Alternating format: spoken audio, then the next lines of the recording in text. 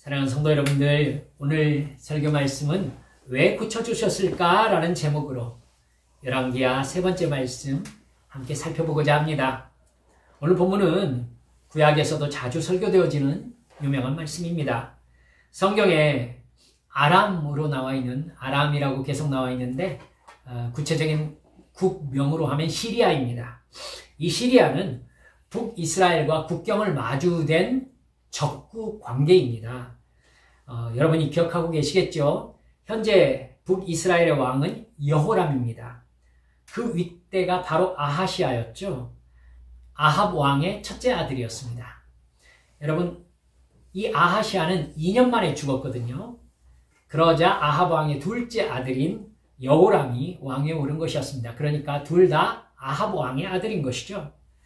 아합 왕의 아들 여호람이 북이스라엘을 다스리고 있고 그때 활동했던 선지자가 엘리사인 겁니다.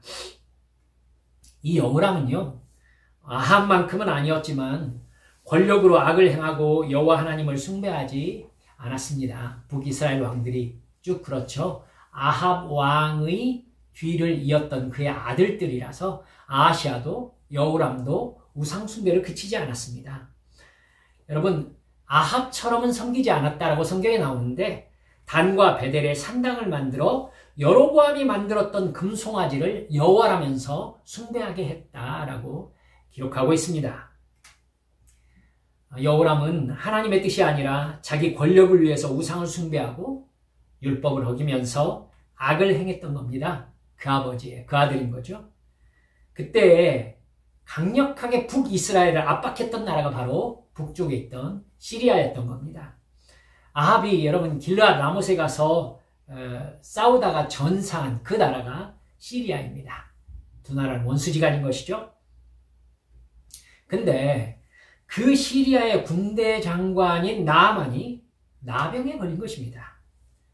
나아만의 집에서 나아만 부인을 시중 두는 여종이 이스라엘에서 붙잡아온 소녀였어요. 그 소녀가 나아만의 부인에게 나아만 장군이 엘리사 선지자를 만나면 병을 고칠 수 있을 겁니다. 이렇게 말한 겁니다. 여러분, 나아만에게는 생명이 달린 문제죠. 나아만은 거리낌 없이 이 시리아 왕에게 말해서 시리아 왕이 써주는 편지를 가지고서 예물을 가득 싣고 북이스라엘을 찾아옵니다. 시리아 왕은 나아만에게 편지를 들려 보내주는데 이스라엘 왕 당신은 나아만의 병을 고쳐주소서 이렇게 편지를 써보냅니다. 여러분, 이 분위기를 보면 시리아의 왕 베나닷이 아합의 아들 여호람을 거의 아래로 보고 있는 분위기입니다. 그만큼 시리아가 당시에 강한 나라였다라는 증거입니다. 여러분, 시리아 왕의 편지를 받은 여호람 왕은 미칠 일이었죠. 실제로 보면 내가 무슨 여호와 하나님이냐? 나병을 고치게? 이러면서 막 화를 냅니다. 그러면서 옷을 찢었다라고 나옵니다. 극심한 분노와 애통의 상징입니다. 이건 틀림없이 시리아가 북이스라엘을 치고 전쟁을 벌이려고 전쟁 꼬투리를 잡으려는 수작이다. 이렇게 이야기합니다. 왕이 나아만을 맞이해서 옷을 찢었다는 소식을 엘리사가 듣습니다. 사람을 보내서요. 그 사람은 나를 만나러 온 것입니다. 저에게 보내십시오. 이렇게 얘기합니다.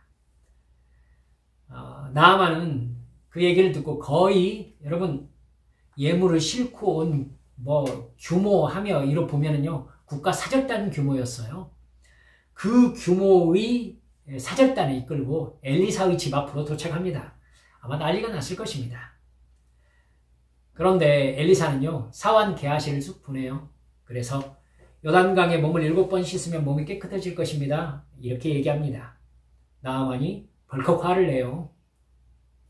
아니, 나 정도의 사람이 왔으면 최소 얼굴을 내비치면서 여호와의 이름을 부르면서 내 환부에 손이라도 흔들어서 종교의식을 행해야 되지 않겠는가? 그게 마땅하지 않은가? 화가 몽땅 납니다. 아니, 지금 물에 씻으라고? 내 나라의 다메섹에는 씻을 물이 없어가지고 내가 여기까지 왔단 말이냐? 이러면서 화를 내면서 돌아갑니다. 아마 원수를 갖고 싶은 마음 없지 않았겠죠. 근데 나아만을 따라왔던 종들이 주인을 달랩니다. 장군님, 더 심한 것 하라고 했으면 안 했겠습니까? 아니, 그냥 요단강에 가서 씻으라고 하지 않습니까? 화는 씻고 내셔도 충분합니다. 아니, 씻으면 된다는 것을 그렇게 화를 내고 그냥 가면 어떡하십니까? 지금 우리가 여기에 대접받으러 왔습니까? 지금 장군님 몸을 고치려고 온 겁니다. 나아만이 듣고 보니까 어때요? 맞는 말 아니겠습니까? 요단강에 몸을 7번 씻습니다. 그 결과 14절 끝에 보면 그의 살이 어린아이의 살같이 회복되어 깨끗하게 되었다. 이렇게 나옵니다. 나아만은 그 일을 겪고 충격과 두려움에 사로잡힙니다. 그는 엘리사에게 다시 돌아갑니다. 그러면서 예물을 줘요.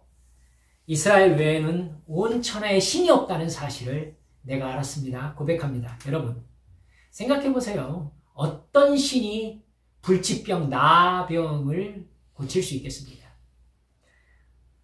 나아만이 충격받은 게 정말 당연한 일이라고 할 수 있겠죠.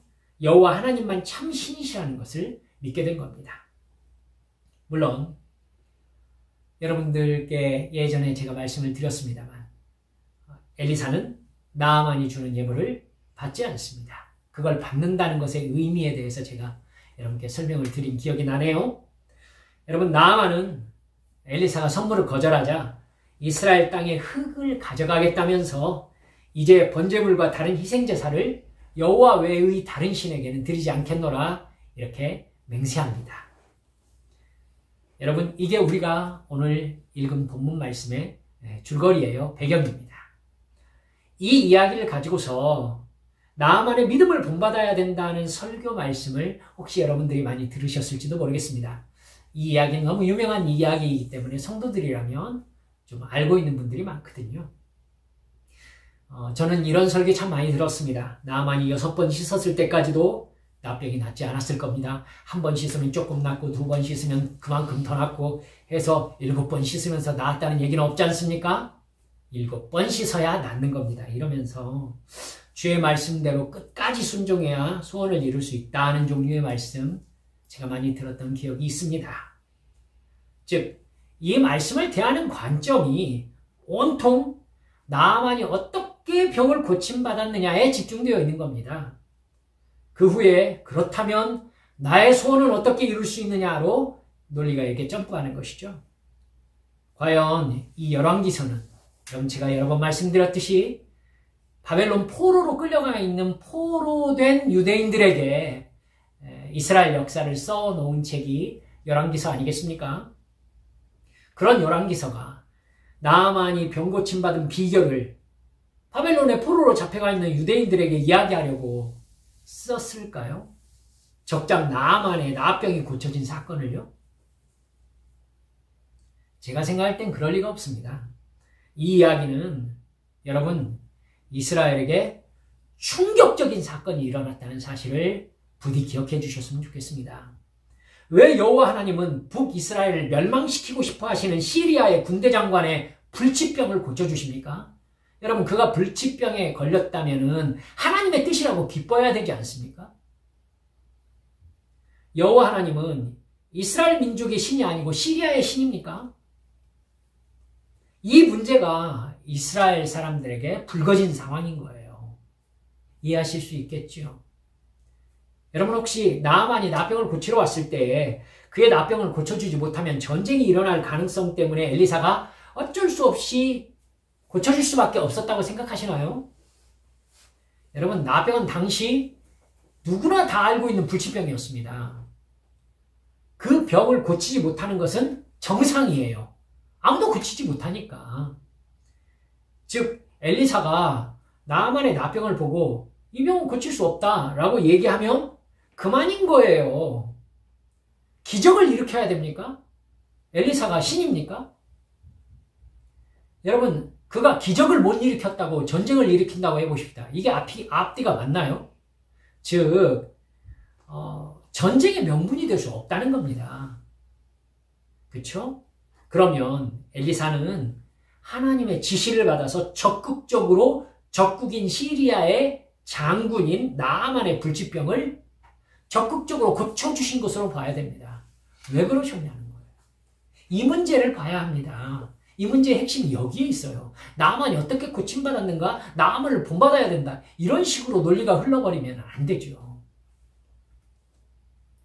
나아만이 고침받는 사건을 통해서 하나님께서 보여주고 싶어 하시는 것은 뭐냐면요. 제가 먼저 결론을 얘기하고 한번 설명을 드려볼게요. 하나님의 백성이 하나님을 떠나면 하나님의 백성을 괴롭히는 적이 힘을 가지게 된다는 사실을 말씀하고 있는 말씀이 오늘 말씀입니다. 우리는 이 비슷한 분위기를 요나서에서 발견할 수 있습니다. 요나는 오늘 본문에 나오는 시리아를 정복하고 중동의 패권을 장악한 아시리아의 수도 니느웨에게 멸망을 선포하라는 명령을 받습니다. 여러분, 즉 아시리아는 오늘 본문에 나오는 시리아를 정복하고 세워진 나라예요. 그러니까 역시 시리아, 아시리아로 정권이 바뀌었지만 북이스라엘은 국경을 강력한 상대와 국경을 대고 있는 것이죠. 아시리아는 계속해서 북이스라엘을 침범하려고 했고 결국 여러분 아시리아에게 북이스라엘은 멸망당합니다. 여러분 그걸 누가 알고 있어요? 요나도 알고 있다고요. 여러분 그런데 하나님께서 그 아시리아의 수도인 니느웨의 멸망을 선포하라고 요나에게 말씀하신 거예요.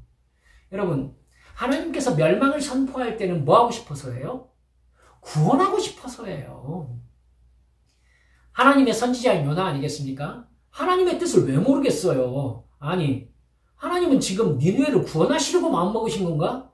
왜 그 나라에 가가지고 니느웨에게 하나님의 심판을 선포하라는 것인가? 결국 하나님은 회개시키셔서 니느웨를 구원하고 싶은 거 아닌가? 갈등의 휩싸인 거예요.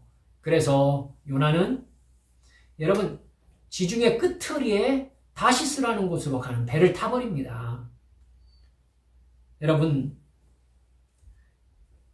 이 상황에서 그 유명한 이제 고래, 큰 물고기 이런 뱃속에 들어가는 상황이 벌어지지 않습니까? 여기에서도요 우리가 간과해서는 안 되는 게 그거예요. 왜 하나님은 니느웨를 구원하려 하셨는가? 여러분 다른 데라면요 요나가 안 갔을 리가 없어요. 근데 요나가 도망간 것은 그곳이 아시리아의 수도 니느웨였기 때문에 그래요. 그러니까 그것에 대해서 왜라고 얘기를 해야지 물고기 배속 얘기만 해버리면 안 되죠. 그렇죠? 왜 하나님께서는 니느웨를 구원하려 하셨는가? 여러분 왜 그렇죠? 네, 하나님께서는요 이스라엘이 하나님을 떠나 있는 죄, 이 죄를 징계하시는 채찍으로 아시리아를 사용하고 싶으셔서 그 하나님의 역사가 있기 전까지 니느웨가 멸망당하지 않게 조치를 취하신 겁니다. 니느웨의 죄가 쌓여가니까 하나님의 기준으로는 니느웨를 멸망시켜야 되는 상황이 벌어진 거예요. 그러니까 요나를 보내서 회개하라고 외치게 하실 때에 여러분 왕에서부터 가장 낮은 자까지 하나님 앞에 엎드려 회개했다고 나옵니다. 여러분 니느웨가 하나님을 어떻게 합니까? 여러분 어떻게 알고 하나님 앞에 회개를 한답니까? 여러분 자기들이 무슨 죄를 지었는지 어떻게 알아요? 그런데 니느웨에서는 한 사람도 남김없이 제 가운데 앉아서 하나님 앞에 회개했다고 나옵니다. 여러분 회개는 하나님의 영이 임재하셔서 깨닫게 해주셔야만 가능합니다. 하나님은 그러니까 니느웨를 구원하실 생각을 하고 계셨던 거예요. 여러분 하나님의 강력한 역사가 일어난 겁니다. 그래서 니느웨가 회개했어요. 그리고 그들에게 내리고자 했던 멸망은 취소되었습니다. 적어도 연기되었던 것이죠. 요나가 막 승질내지 않습니까? 여러분 지금 이스라엘 이 나아만이 고침받는 나아만이 엘리사에게 나병을 고침받는 상황도 이와 비슷한 상황이라는 걸 여러분 이해하셔야 됩니다. 여러분 오늘 본문에서 죄악에 빠져있는 북이스라엘을 징계하실 채찍으로 하나님께서는 시리아와 나아만을 준비시켜 놓고 있으신 거예요. 여러분 놀랍게도요. 여러분 한번 보십시오. 5장 1절 보시면 아람 왕의 군대 장관 나아만은 그의 주인 앞에서 크고 존귀한 자니 라고 해놓고 거기에 놀라운 얘기가 적혀 있죠. 여호와께서 전에 그에게 아람을 구원하게 하셨음이라 그는 큰 용사이나 나병한 자더라 이렇게 나와 있어요. 여러분 하나님께서는요 이미 나아만에게 역사하셔서 아람을 구원하게 하셨다고 나오고 있어요. 왜죠? 나아만이 하나님을 믿는 사람인가요? 왜냐고요? 사랑하는 여러분들, 북이스라엘이 우상을 숭배하고 악을 행하자 적국인 시리아가 강해져서 이스라엘을 압박하도록 하나님이 허락하신 겁니다. 하나님은 적국의 군대 장관 나아만을 치료하십니다. 본문 5장 1절 말씀에서 우리가 살펴본 대로 여러분 하나님께서 나아만을 도와주셔서 아람을 지키시고 강하게 하실 필요가 있었던 겁니다. 그 필요가 뭡니까? 북이스라엘의 죄였던 거예요. 여러분 이 상황을 우리 삶에서 철저하게 적용하실 수 있기를 그런 영적인 안목이 있으시기를 주님의 이름으로 축원합니다. 여러분 내가 하나님을 믿고 성령의 감동하심을 따라 순종하면 분명히 하나님은 우리에게 복을 주시면서 내가 하나님께서 나를 얼마나 사랑하시는지 나에게 얼마나 복을 주고 싶어 하시는지를 깨닫게 하십니다. 여러분 왜요? 우리는 하나님의 자녀이기 때문에 그래요. 여러분 깨달으세요. 북이스라엘에 하나님께서 그렇게 하시는 까닭은 하나님의 백성이기 때문이거든요. 우리가 하나님을 믿고 순종하면 하나님은 우리에게 반드시 복을 주십니다. 그래서 하나님의 영광을 하나님의 자녀를 통해 나타내세요. 여러분 하나님의 자녀가 망하고 실패하고 안되고 병 걸리고 죽고 이래보세요. 그러면 세상 사람들이 하나님은 뭐하는 신이야? 라고 비난하지 않겠습니까? 여러분 우리가 하나님을 믿고 그 말씀에 순종하면 하나님은 복을 주신다고 성경 전체에서 약속하셨어요. 전체에서 약속하셨습니다. 물론 하나님께서 이렇게 주시는 복을 받을 수 있을 만큼 영적으로 자라게 하시는 역사가 있어요. 그 시간이 있어요. 마치 요셉을 그렇게 강하게 쓰시기 위해서 요셉에게 10년 이상 감옥에서 그렇게 쓰셨던 것, 이렇게 놔두셨던 것처럼 그런 연단의 시간이 있거든요. 근데 그걸 제외하고라도 하나님께 끝까지 붙어있는 사람 하나님은 반드시 복을 주십니다. 하나님 반드시 복을 주세요. 그 사람을 반드시 형통하게 하십니다. 하나님께서 그 사람을 통해서 하나님이 누구이심을 나타내야 되니까. 여러분 우리를 지금의 직장과 가정과 교회와 관계로 보내신 목적이 무엇입니까? 그들의 영혼을 구원해라. 그들에게 하나님의 사랑과 은혜를 전하라는 거예요. 그 사명을 감당하는 데 필요한 돈과 건강과 지위와 관계 여러분 하나님이 허락하십니다. 성경 읽으시니까 아시겠죠? 쭉 읽어보시면은 여러분 모세 지금 그 출애굽 지금 우리가 그 부분 진도 읽고 있거든요. 뭐라고 나옵니까? 바로와 이집트 사람들이요 모세를 위대한 사람으로 여기게 하나님께서 조치하셨다고 나와요. 여러분 저는 이걸 저도 참 많이 느낍니다. 저를 통하여 하나님의 음성을 듣고 구원받았다라고 고백하는 분들은요 저에 대해 호의를 가질 수 있도록 하나님께서 조치해 주시더라고요. 조치해 주세요. 여러분 그래요. 하나님께서 우리의 삶을 도와주시려면 우리가 하나님의 말씀에 순종할 때 그 모습을 보고 누군가 저 사람 참 좋아 보인다라고 하면서 호의를 품게 하나님이 조치하십니다. 그런데 아닐 때에는요 내가 아무리 잘해도 여러분 주는 거 없이 미운 사람이 있다니까요. 사람 마음의 주관자가 하나님이세요. 하나님께서 그렇게 다 조치하시거든요. 여러분 내가 성령께 붙잡혀 사명을 감당할 때 하나님은 풍족함과 사랑받는 관계와 형통을 베풀어 주심으로 나를 사랑하시고 내가 사명 감당하는 것을 좋아하신다는 티를 내세요. 그런 하나님이신 줄 믿으시기 바랍니다. 그것이 하나님께서 나에게 주시는 복이에요. 근데 성경 역사에서 끊임없이 반복되는 게 뭡니까? 하나님이 돌보시고 복을 주셔서 부유해지면 반드시 사람들은 하나님을 버리고 타락합니다. 부유해지고 내가 바라는 것이 이루어지면 사람은 육체의 만족에 익숙해집니다. 더 많은 육체의 만족과 더 많은 육체의 즐거움을 누리려고 하죠. 자기의 소유가 많아질수록 자기를 더 높이면서 자기의 쾌락의 일들을 늘려갑니다. 하나님을 섬기며 순종하기보다 오히려 나중에 자기를 높이면서 하나님의 말씀에 순종해야 되는 의무감을 벗어나려고 해요. 이게 죄입니다.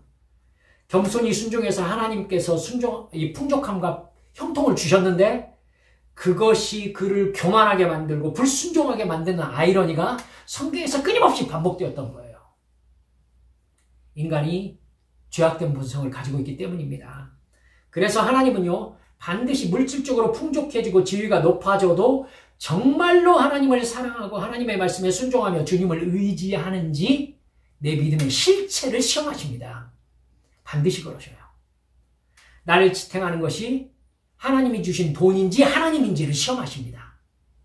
내가 정말 갖고 싶어 하는 것이 돈과 이 세상의 즐거움인지 하나님을 사랑하고 순종하는 행복인지를 반드시 체크하십니다. 인간의 악한 본성을 하나님도 알고 계시니까요. 그때 하나님은요, 내가 나를 높여왔던 도구가 된 것을 그때 빼내십니다. 뭐겠습니까? 돈입니다. 인간관계입니다. 그리고 육체의 건강일 수도 있습니다. 여러분, 그걸 빼내시면서 네가 그걸 의지했는지 나를 의지했는지 살펴보겠다는 거예요. 여러분, 그때 그걸 쓱 빼내면은 그것만 의지했던 사람 어떻게 되겠습니까? 인생이 무너지는 거예요. 인생이 무너져 버리는 거예요.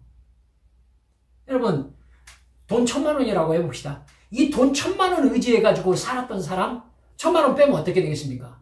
인생이 무너져 버리는 거죠. 여러분, 운동선수한테 건강 무너져 보십시오. 어떡하겠습니까? 인생이 무너져 버리는 겁니다. 여러분, 그때 출애굽 1세대는 어떻게 반응합니까? 바로 하나님을 원망합니다. 이게 뭐냐고. 내가 이거 보자고 여기까지 따라왔는 줄 아냐고. 뭘 증명하는 거죠? 바로 하나님이 빼내신 그것을 의지하며 살아왔음을 하나님 앞에 그냥 대놓고 증명하는 거예요. 그거 없이 내가 어떻게 살라고 그걸 빼내냐고. 이렇게 하면 어떡하냐고. 하나님께 따지는 거예요. 그럼 이 사람은 하나님을 어떻게 생각해 왔다는 거예요? 하나님을 이걸 주는 도구로 생각해 왔다는 얘기가 되는 것입니다. 여러분, 그건 믿음이 아니에요. 믿음이 아니에요. 하나님을 믿은 게 아니에요. 사랑하는 여러분들, 그것이 하나님과의 관계가 무너져 있다는 증명이 되어버리면 하나님께서 말씀하십니다. 네가 지금 무엇을 섬겨왔고 네가 지금 무엇을 의지해왔는지 알겠느냐? 여러분, 근데요, 정말 인생이 무너져버린 사람들이요, 그 말 안 들려요. 안 들린다니까요. 그래서 하나님 바깥으로 나가버려요. 나가버립니다. 자기들이 원한 것은 하나님이 아니라 자기의 육체와 만족이었다는 것을 자기 행동으로 증명해버리는 겁니다. 하나님은 어려움을 주시면서 하나님만을 의지하는 상황으로 이끌어 가십니다. 여러분 생각해보세요. 얘에게서 얘를 의지하고 있는 것을 빼내실 때 무엇을 생각하시겠어요? 하나님 다 알고 계시잖아요. 이거 빼내면 얘 무너진다. 무너진다. 무너질 거 다 알고 빼내시는 거죠. 그럼 빼내실 때에는 얘를 죽이려고 빼내시겠어요? 살리려고 빼내시겠어요?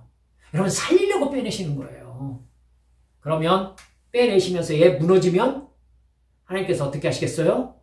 얘에게 돌아오너라. 돌아오너라. 나한테 돌아와야 된다. 나를 의지해야 된다. 나를 믿어야 된다. 내 말에 순종해야 된다. 계속 말씀하세요. 여러분, 쉽게 돌아오겠어요? 자기를 바치고 있는 것이 하나님이 아닌 시간이 길수록 돌아오는 시간이 늦어요. 그렇죠? 여러분, 안 그래 보신 것처럼 그냥 다 그래요. 다. 저도 그랬어요. 그때 하나님은 나를 사랑하시고 구원하시기 위해서 내가 완전히 굴복하고 하나님 앞에 살려달라고 소리쳐 부르짖을 상황으로 나를 인도하신다는 것을 깨달으시기 바랍니다. 믿으시기 바랍니다. 아시기 바랍니다. 하나님이 나를 구원하시려고 빼내시고 빼내신 속에다 담가두세요. 그리고 어느 때까지? 내가 완전히 포기될 때까지. 나의 옛사람이 죽어버릴 때까지. 거기에 두십니다. 사랑하는 여러분들, 그렇게 내가 할 수 있는 게 아무것도 없구나라는 걸 깨닫고 주님을 찾고 부르짖어서 하나님께 돌아와야 여러분 구원받는 거예요. 그때 하나님께서 주신 은혜가 은혜 되는 거예요. 그렇죠? 내가 아무것도 못할 때, 아무것도 할 수 없을 때 하나님이 알겠니? 너 스스로 할 수 있는 게 아무것도 없어. 너는 내 복을 받아야 돼. 하면서 복을 주셨을 때, 은혜를 주셨을 때 그것이 은혜가 되는 거죠. 내가 할 수 있는 거 하는 거, 그게 뭐가 은혜예요? 뭐가 은혜예요? 아무것도 내가 할 수 없을 때 하나님께서 나에게 부어주시는 은혜를 받아야 우리가 살 수 있다는 것을 믿으시기 바랍니다.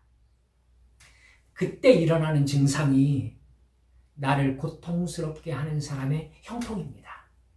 경험하셨어요, 혹시? 가게 하는 집사님이 계시는데 업종이 비슷해요. 근데 자기가 생각할 때는 자기가 더 잘하고 있는데 이상하게 옆집이 잘 된다는 거예요. 이상하게. 왜 거기는 잘 되고 자기는 안 되는지를 모르겠다는 거예요.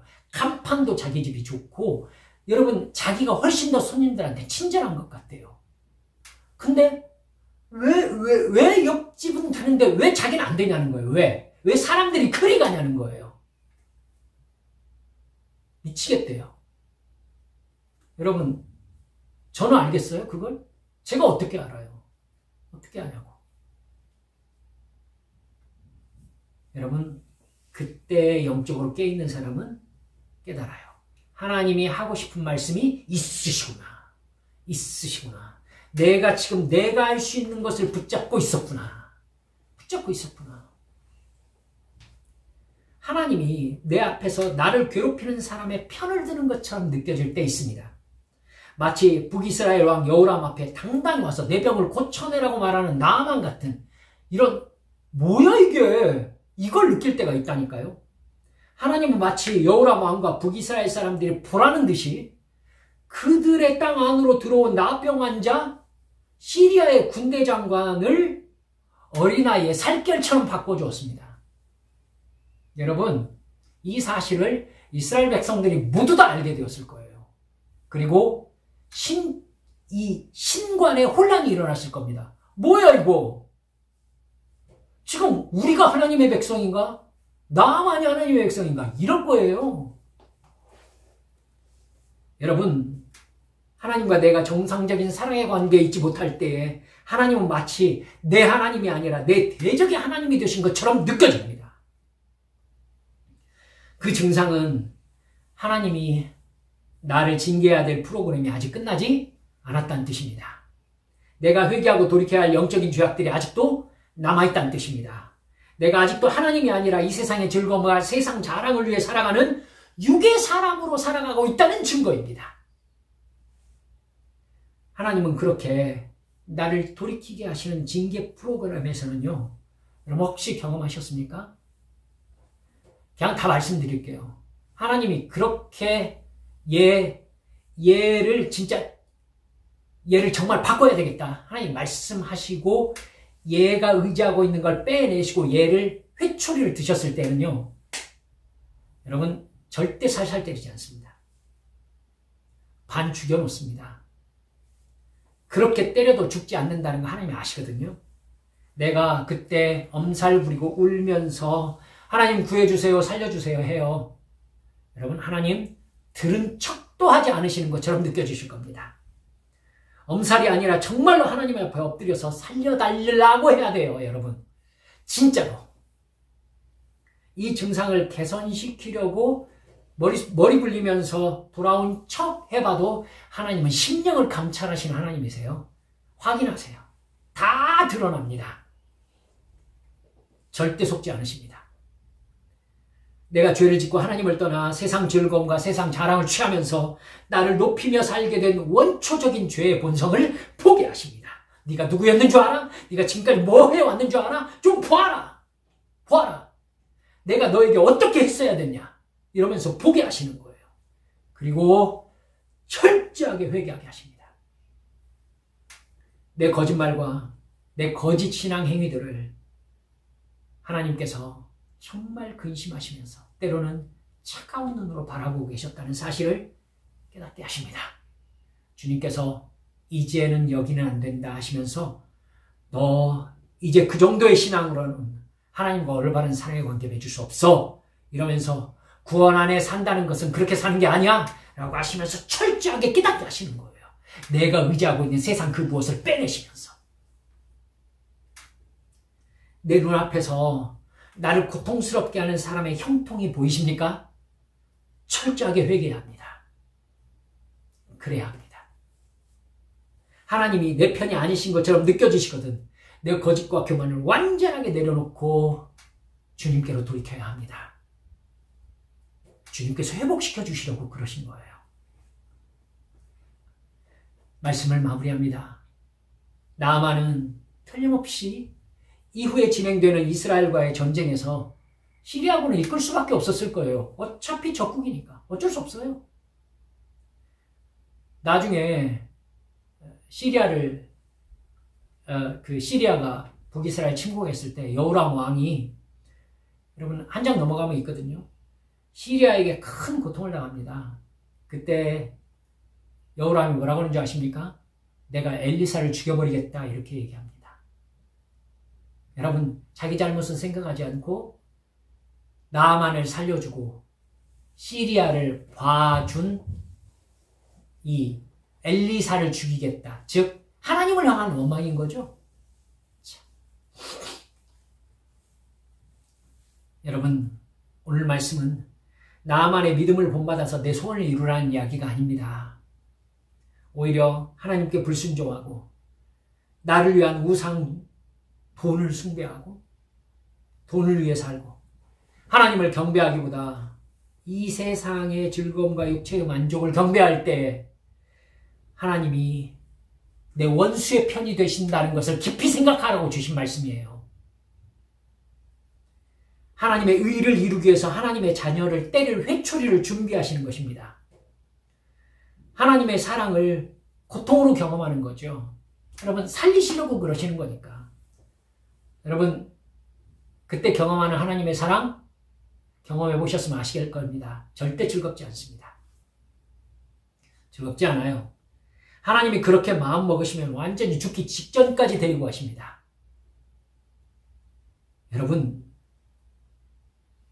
여러분들과 이런 질문을 해봅니다. 내가 지금 누구를 섬기고 있습니까? 나의 24시간은 무엇을 위해서 흘러가고 있습니까? 그 24시간 속에서 하나님과 나와의 관계가 차지하는 비중은 얼만큼입니까? 결론적으로 나는 정말 하나님을 섬기는 사람입니까? 깨어 기도합니까? 하나님의 말씀을 읽습니까? 나에게 주시는 말씀을 들으려고 잠잠히 하나님 앞에 꿇어 엎드려 있습니까? 아무 소리도 들리지 않는 새벽 시간에 그리고 깜깜한 밤 시간에 하나님 말씀하옵소서. 내가 무엇을 해야 합니까? 주님 앞에 무릎 꿇어 보셨습니까? 사랑하는 여러분들, 혹시 내 눈에 나를 고통스럽게 하는 사람이 힘을 얻고 있다면, 하나님이 내 편이 아니라 그 사람 편인 것처럼 느껴진다면, 여러분 교회에 나와서 하나님 앞에 강하게 회개하셔야 합니다. 그래서 하나님께서 나와의 관계가 사랑의 관계로 회복되어져야 합니다. 여러분 나아만을 통해서 하나님이 나아만을 고쳐주실 수밖에 없었던 가슴 아픈 하나님의 마음을 꼭 깨닫고 내가 하나님 앞에 하나님께서 이 세상을 구원하시는 대안으로 하나님의 능력으로 세움받게 되시기를 주 예수님의 이름으로 축원합니다. 우리 함께 기도하십시다. 여러분, 하나님 앞에 여러분이 세운 계획과 소원이 있는데 하나님께서 좀처럼 그 소원을 들어주시지 않습니까?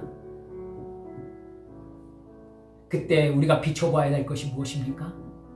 나의 하루가 하나님과 어떤 관계에서 흘러가고 있는가? 나는 정말로 하나님께서 복을 주실 만한 사람인가? 사랑하는 여러분들, 이 시간 기도하면서 주여, 저의 삶을 돌아봅니다. 우리 주님 앞에 나아가겠습니다. 주님의 말씀을 듣겠습니다. 주님께서 아들아, 딸아, 말 좀 들어라 라고 하실 때 주여 듣겠습니다. 순종하겠습니다. 주님, 저를 거듭나게 해주시옵소서. 주님, 이대로 저를 놔두지 마시고 성령 충만하게 해주셔서 주여, 제 눈앞에서 제 대적이 형통하는 것을 보지 않도록 주여, 저를 긍휼히 여겨주시라고 이 시간 소리내어 주님 앞에 함께 기도하시겠습니다. 기도합니다. 아버지 하나님,